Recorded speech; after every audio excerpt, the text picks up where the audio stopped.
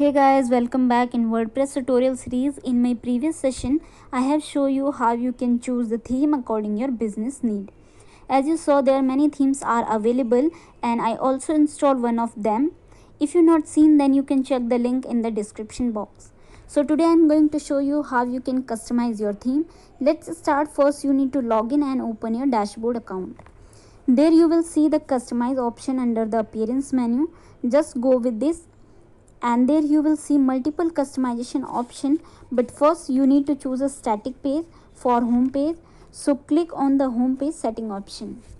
If you not choose any static page, then you will see all the posts are listed in the front page.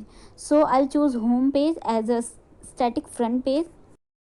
Now view the website, and in the top of the front page you will see the page edit option.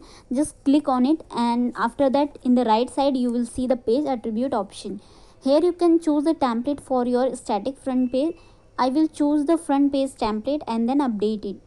You can also edit this from the dashboard.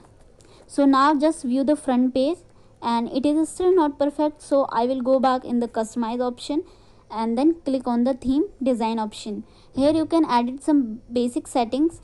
You can choose the header layout because there are two layouts available, so I will go with first one. And now you can edit address, email and phone number, and also can utilize this custom button. Then go back and click on the front page setting option. Here you will see all the section which you need to configure. First one is a slider. Here you need to add page ID to show the slider. Now you must be wondering where to get the page ID. So for page ID, go to the dashboard, and I have already created some pages for demo. As you can see, I have created banner page, and then click on the edit page option, and in the top of the address bar you will see page ID. Just copy and then paste it there. Second is service section. Same as here, you need to add the page ID. I have already created service pages, so I will copy the page ID and then paste it one by one, and you can see the result here.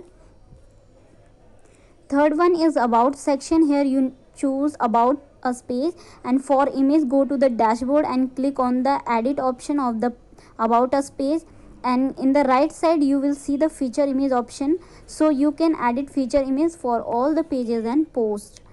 Now follow the same steps for all the section and see live preview. I am just paste the IDs in all these section because I have already create pages.